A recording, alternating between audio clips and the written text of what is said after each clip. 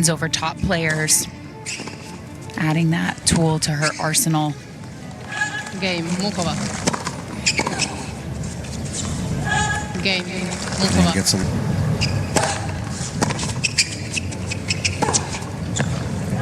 Game, Mukhova.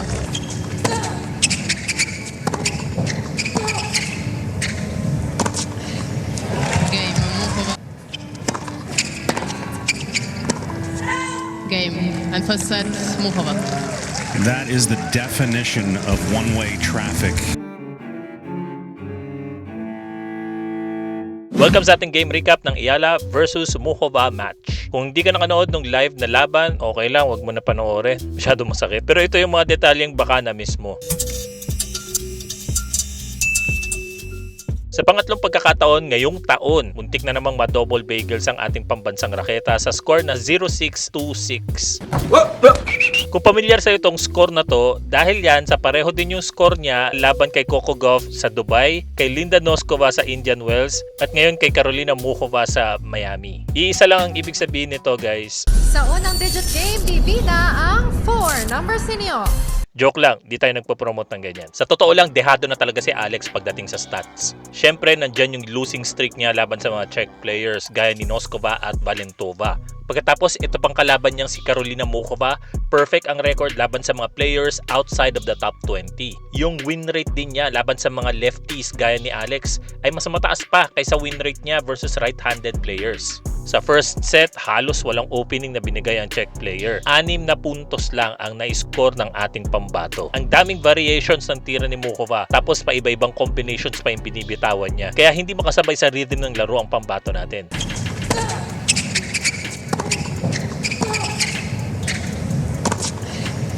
Game, Mukhova. Kahit yung espiritu ni Jollibee, tinutulungan na si Alex para sirain yung focus ni Mukhova. We have an insect attack. Pero talagang in the zone ang Czech player at halos flawless ang laro. Game, and first set, Mukhova. That is the definition of one-way traffic. Sa second set, parehong storya lang din. Lumipad ang score sa 0-4 at sa puntong ito, akala ko ito na. Kakain na ng double bagel si Alex. Pero biglang nag-power up siya.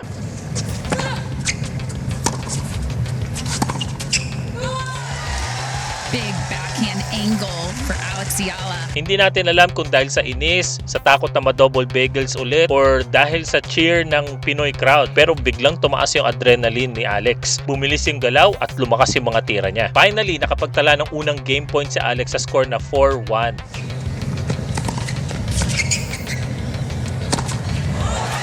She's on the board! It's not gonna happen to Alex Ayala. At isa pa ulit sa score na 5-2. Pero ika nga, too little, too late na ang kanyang mga nagawa. Dahil tuluyan na sinelyohan ni Mukhova ang laban sa score na 6-2.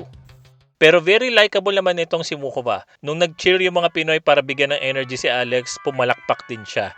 Very humble din siya sa kanyang post-game interview. Kapantay ang langit talaga ang agwat ng skill ni Mukhova kay Alex. Kaya naman lalong lumalakas ang paniniwala ng mga Pinoy fans. Meron talagang Czech curse, also known as OVA curse, ang ating pambansang raketa. Although ako personally hindi ako naniniwala at baka gawan ko yan ng separate video kung bakit. Para sa fan moment of the game, ito yung napili natin.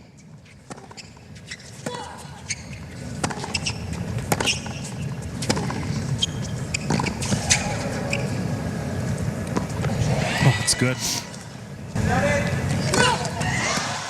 Kitang-kita natin yung inis ni Alex nung may sumigaw na fan. Muntik tuloy magkatotoo yung sinabi ko dito sa previous video na baka lumabas yung darker side ni Alex dito sa Miami. Buti na lang at nakapagtimpi si Alex at nakahingang malalim, which really shows her maturity for her young age. Totoo naman na mali talaga yung ginawa nung sumigaw, pero tingin ko hindi ito yung mismong dahilan kung bakit nagwintis yung tira ni Alex. Agree ako sa sinabi ng commentator na si Daniel Collins na dati ring tennis player. Inoverthink ni Alex yung tira na to dahil sa sobrang dami niyang time para pumalo. Nagkataon lang na dehado na siya at masama na ang timpla niya kaya lalong na-amplify yung inis niya dun sa sumigaw na fan. Sa pag-exit ni Alex ng Miami, tapos na rin ang sunshine swing journey niya at magsisimula na siyang mag-transition sa clay court sa Europe. Inaasahang bababa ang kanyang ranking to around 40 pero sabi nga niya, maliit na bagay lang to kasi meron pa namang ibang tournaments kung saan siya makakakuha ng points. After ng Miami, lilipad si Alex sa Austria para sa Linz Open WTA 500. Dati itong hard court event pero naging indoor clay court tournament ngayong 2026. Ito yung magiging warm-up tournament ni Alex para sa mga susunod na major clay court events gaya ng Madrid at syempre Roland Garros or French Open. For more of these recaps and legit info about Alex's journey, just like and subscribe. Salamat sa panonood and see you again sa susunod na video.